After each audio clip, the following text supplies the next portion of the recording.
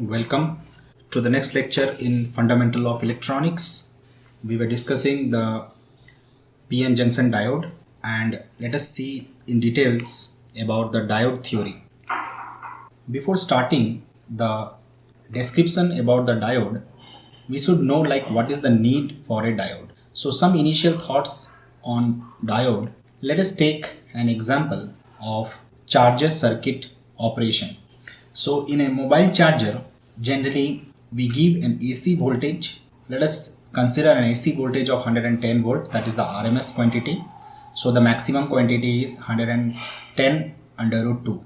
If the frequency of supply is 60 Hz, then the AC source is being given to the transformer and it is stepped down to a potential of 4 volt using a transformer. So the maximum voltage now has become 4 under root 2 from 110 root 2. The frequency again lies at 60 Hz.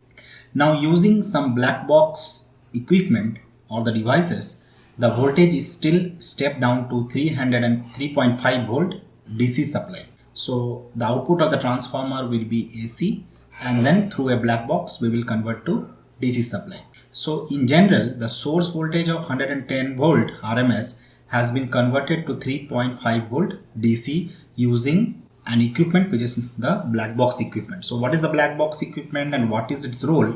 That let us see. So the output of the transformer generally is an AC supply and it has been converted using a black box. So we are getting a 0 DC content and negative and positive half cycle having equal areas. So when we have an AC cycle, then in that case the positive half cycle and negative half cycle of the AC will be of equal area, and hence the average will be 0. If we are passing only the positive area where the negative area is removed using some open circuit condition, then we will get only the DC source. Using some filter, we can get a constant DC at the output. So the pulsating DC can be converted to average AC supply of a constant of 3.5 volt. Now what is this device which is able to do that? It is able to pass the one half cycle of the AC whereas the other half cycle of the AC is turned off. So let us see what is that device. So generally the device is known as the diode. So diode is basically that device which convert and take only one cycle of the AC supply. So how the diode is different from a resistor? So resistor is basically a linear device. What do you mean by linear device? Linear device means when the current and voltage are proportional to each other or it is a straight line. So if we are going to plot the current and voltage plot, then we will get a straight line.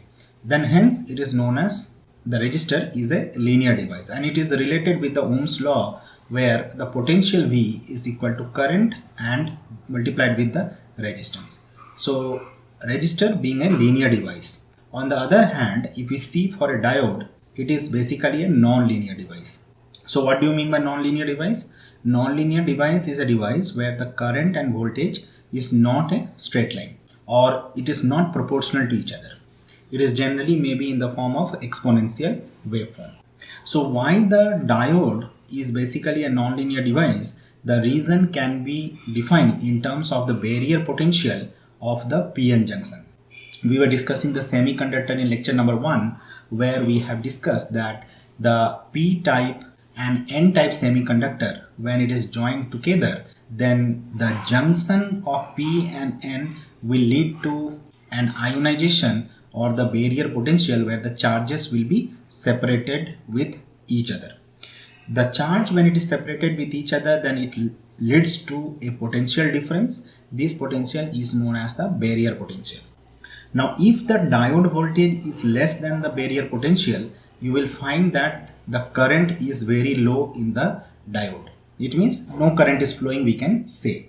So if the barrier potential is much higher than the supply voltage or the diode potential, then in that case no current will be flowing.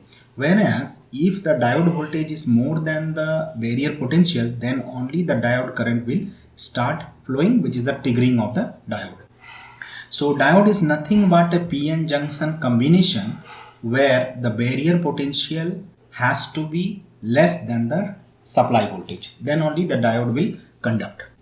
If we see the circuit symbol of a diode where a p-type semiconductor and n-type semiconductor are joined together, and it is represented with an arrow where the tail of the arrow is represented with the anode and the head of the arrow is represented with a cathode, and the arrow indicates the direction of the current flow. So the current will be flowing in only one direction.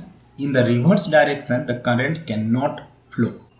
So current is basically flowing from the anode to the cathode. So it is one directional flow of the current in a PN junction. So if we connect the diode in the circuit with a supply Vs, which is a DC supply, and the resistor is just the connecting resistor of the network, then the current will be flowing from anode to cathode when the diode potential is more than the barrier potential. So when the barrier potential it crosses the barrier potential, then the current will start flowing, and it flow only in one direction. In the reverse direction, the current cannot flow. So diode is basically a unidirectional current flowing device, which is not possible in case of your resistor. So if you connect a resistor here in place of a diode, then current may flow in both the direction, but the diode will restrict the flow of the current in the reverse direction. There are different type of diodes are available in the market, and each of the diode package is represented with the terminal connection. We can see here it is an anode and this one is cathode. So here also anode, cathode, and different sizes of the diode are available depending upon the requirement. If we plot the current and potential graph for a diode, we see that the graph is not linear and hence it is a non-linear device. And there are two different junction or the region where the diode will be in operation. So on the first quadrant, if you see, it is a forward region of operation, and on the second quadrant or the third quadrant, we can say it is the reverse region. So this is the first quadrant of operation, this is the third quadrant. So if the diode is forward biased, then in that case the current will conduct. If the diode is reverse biased, then the current will not conduct. What is the meaning of forward biased? Forward biased means that the anode of the diode is connected to positive terminal of the supply. If the negative terminal of the cathode is connected to negative terminal of the supply, then it is known as forward biased. On the other hand, if the reverse connection occurs, that the anode is connected with the negative terminal of the supply and cathode is connected with the positive terminal of the supply, then we say that it is a reversed biased. So diode will conduct only in the forward biased. What is ideal diode? So a diode which acts like a perfect conductor, that is offering a zero resistance when it is forward biased, and it is a perfect insulator, that is infinite resistance when it is reverse biased, then that diode is known as the ideal diode. So it is both the perfect conductor as well as perfect insulator under the forward biased condition and the reverse biased condition. So if we see the forward biased condition where the anode positive is connected to the positive terminal of the supply, the cathode, that is this is anode and this is cathode, the cathode is connected to the negative terminal of the supply, then that is known as the forward biased diode. In the forward biased diode, if it is an ideal diode, then the entire current will be flowing without having any loss. There may be some loss due to the barrier potential which we can add in the network, which comes to the second category. If we have the reverse biased diode where the negative of the anode is connected to the negative of the supply and the cathode is connected to the positive of the supply, then that is a reverse biased. So in reverse bias condition, no current will flow and hence it is open circuit. In forward biased, the current will flow, then that is a closed circuit. And if we draw the current potential graph for the ideal diode, we will see that it is a perfect conductor in the forward biased and it is a perfect insulator in the reverse bias condition, and there is no loss. If we include the offset diode potential, that is the barrier potential VB, in the network for an ideal diode condition and in the forward bias condition, then the diode do not conduct at 0 volt, but the diode conduct at a potential of VB, which is the barrier potential. So this is the forward bias junction and this is the reverse bias junction. So in the forward bias junction it is perfect conductor, in the reverse bias junction it is a perfect insulator, but the diode conducts after barrier potential. That's the difference. So if we plot the characteristic curve of a diode under the different conditions, that is the forward bias condition and the reverse bias condition. So we have seen the forward bias condition and the reverse bias condition as the anode of the diode is connected to the positive terminal and the cathode is connected to the negative terminal of the battery. Then the diode is turned on because the anode potential is greater than cathode potential. So the diode will be turned on, and this is known as forward biased. If the anode is connected to negative terminal and the cathode is connected to positive terminal, then in that case the anode potential is less than cathode potential and it is open circuit, so we can say that diode is off. The difference between anode and cathode potential is known as the diode voltage. So if we plot the characteristic of the diode for a real diode and for the ideal diode, so ideal diode is the one which is perfect conductor or perfect insulator. Real diode, there will be some loss and the characteristic will be exponential in nature. So under the forward biased condition, after the barrier potential, that is for silicon or germanium as the semiconductor material, the diode will conduct. So it will be in the first quadrant. If you go in the third quadrant, that is the reverse bias condition. So after the breakdown, then only the reverse current will flow. So the current may flow in the forward bias condition after the barrier potential, or if the diode there is a breakdown, or which is known as the reverse breakdown of the diode. So generally the diode will operate in the first quadrant, that is the forward biased condition. Ideal diode situation, it is a perfect conductor or perfect insulator when we plot the voltage current characteristic. And if we compare the silicon versus germanium diode, we see that for silicon the barrier potential is 0.6 volt and germanium the barrier potential is 0.3 volt. However, the nature of the characteristic graph remains the same whether we are using silicon as the material or whether we are using germanium as the material for the diode. So when we cross the knee voltage, the diode, the knee voltage here in this case 0.3 or 0.6 volt for germanium or silicon, the diode current increases rapidly. So this is the current which is increases rapidly once it is crossing the knee voltage or the barrier potential. There will be a small increase in the diode voltage that will cause a large increase in the diode current. So if you increase the voltage slightly above the knee voltage, the current will start rapidly increasing. Let us introduce some term related to the diode. The first term is the bulk resistance. So after the barrier potential is overcome by the diode, all that impedes the current in the ohmic resistance of the P and N region. So diode is basically made of P-type semiconductor and N-type semiconductor. So both will have its own resistance. So after, when it is crossing the knee voltage and it is conducting, the current is conducting with respect to voltage after the knee voltage. So the resistance which is offered here is known as the bulk resistance, which is due to the material of P-type and N-type. And the barrier potential generally depend on the size of the semiconductor regions P and N-type, and its value is less than 1 ohm. So generally we can say that the bulk resistance is less than 1 ohm whether it is P-type semiconductor material size or N-type semiconductor material size. So it is considering the size of the material for which the diode is built up.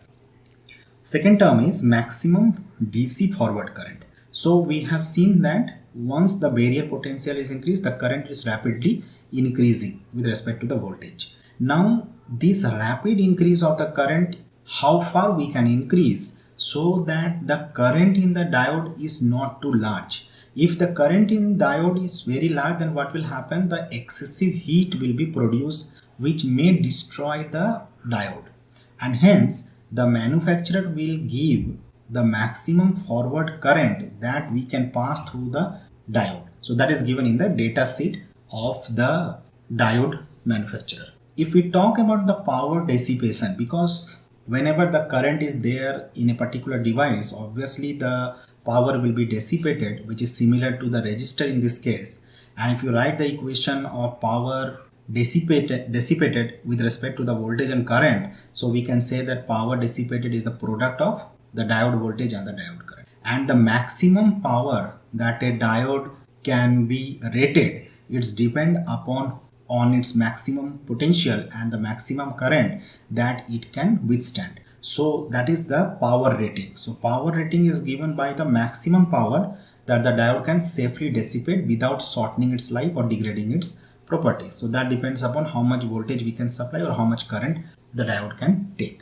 Now, if we try to understand some approximations related to the diode under the different scenario, where we say that is the first or the ideal scenario, second or the practical, and the third, and under which condition do we use. So the ideal conditions we use for troubleshooting or quick analysis. When we say the practical situation, it is being used for analysis at the technician level, but the third, which is a high level or engineering level analysis. Let us see the diode curve. So we have seen that it is a perfect conductor or perfect insulator under the condition of ideal diode, and for forward bias it will be closed and the reverse bias it will be open. And if we supply a potential of 10 volt in the supply under the forward bias condition, then at the output we are getting 10 volt. This is one of the examples that we have taken for the ideal diode. Whereas if we take the barrier potential of 0.7 volt into account, then what happens if we give 10 volt as the supply, then at the output we are getting 10 minus 0.7, which is 9.3 volt. So we are including this barrier potential in calculating the output. Whereas in the third level, where we include the bulk resistance of the diode also in considering the output. So 10 volt if we are giving, then actually we are getting 9.28 volt because we have taken into consideration the bulk resistance also in the diode condition. So this is for engine level analysis. If we want quick analysis, then we can go for the ideal diode condition. What is diode current equation? We can write the equation of the diode I is equal to I naught exponential to the power V by eta into Vt minus 1. So this is the current equation of the diode, where the term I naught is basically the reverse saturation current at a room temperature. So this we have already discussed in the semiconductor definition. The external voltage that we applied in the diode is given by V, and eta is basically a constant, that is 1 for germanium and 2 for silicon. And Vt, which is the volt equivalent of temperature, is the thermal voltage, which is given by Kt by Q, where K is the Boltzmann constant, Q is the charge of the electron, and T is the temperature of the diode junction, which is measured in Kelvin. So in that case, it is T by 11600. So if we put all these values in the diode current equation, we will get what is the current which is flowing through the diode. Now, if the diode is reverse biased, what will happen? So the previous equation that we have given is basically when the diode is forward biased. If the diode is reverse biased, then in that case, the current equation may be obtained by changing the sign of the applied voltage. So if we change the sign of the applied voltage, we just get the same current equation, but only for the reverse bias. So here we are putting a negative sign in the main diode current equation, and we will get for the reverse bias. If the potential supply is very greater than the thermal voltage Vt, then the term e to the power minus V by eta Vt, this term is very less than 1, and hence we say that the current is normally equal to or approximately equal to the negative of the reverse saturation current, which is valid as long as the external voltage is below the breakdown voltage. So generally we have to calculate the current only in the forward biased, but in the reverse bias under some scenario we have to calculate, then we can put the negative potential, and mostly we will get I is normally equal to the reverse saturation current. Temperature will have an important effect in the diode. So if we get the material at two different temperatures, that is 75 degrees centigrade and 25 degrees centigrade, we plot the current potential graph for the diode under the forward bias condition or under the reverse bias condition. We see that when temperature is increasing, then more and more electron pair will increase. This we have discussed in semiconductor, which is increasing because of the conductivity. So the current flow will increase because the electron hole pair is increasing, and hence at a fixed voltage when temperature is increasing, then current is increasing. Even you are not changing the voltage, but temperature plays a very important role in increasing the current due to the generation of more number of electron hole pair. We have to bring the current to the normal value, because if the temperature is more, then the current is increasing, which is not good because it will destroy the diode. So current has to bring to the normal, which is possible only when we decrease the voltage, because temperature is not in our control. It depends upon the actual environment. Next topic we are going to take is the load line. So if a diode is connected to a supply Vs through a resistance Rs, then we can say that the current which is flowing in the diode under forward bias condition is Vs minus Vd by Rs. This is in accordance with Ohm's law. So we will draw the load line of a diode, which is basically a tool to find the exact value of the diode current and voltage. So when the diode is in operation, what is the value of the current and what is the value of the voltage, that we can obtain for the using the load line. So let us take an example where the Vs is equal to 2 volt and the resistance of the circuit is equal to 100 ohm. This is the condition. So under this condition, if we try to find the current and the potential, what we are finding?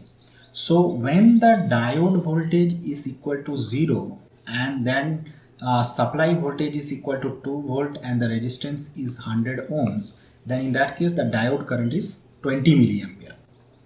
If we draw the curve of the current with respect to potential, then when the diode voltage is 0 here, then the current is 20 milliampere. That is what we have got it. On the second condition, if the current is equal to 0, means here what do we have? The current is equal to 0 and the potential of the diode and the potential of the supply becomes equal, which is equal to 2 volt. So we are getting 2 points, one at 20 milliampere and another at 2 volt. If we join these 2 points, we get a straight line, which is known as the load line. So the straight line which connect the 2 points is known as the load line. So this point is known as the saturation point, where the diode voltage is 0, and this point is known as the cutoff point, where the current is 0. So this is saturation point and this is cutoff point. An actual diode curve, we know that it is in this way, where it will be crossing the barrier potential of 0.7 volt for the silicon material. So the point where the load curve or the load line is intersecting the diode curve is known as the operating point. So the operating point, that is the Q point, is abbreviated as the quiescent point, which means at rest, and that is the diode point of operation. So at a particular value of the voltage and current, we see that it is operating at a potential of 1 volt and a current of 12.5 milliamps. So that is the current and potential at which the diode is in operation. So that we are getting in terms of the load line. So previously we have discussed the semiconductors, p-n junction. Now we are in this particular lecture we have little bit covered the theory on the diode, and then we will see what are the special type of diode and other operations on diode in the coming lectures. Thank you for now. See you in the next lecture.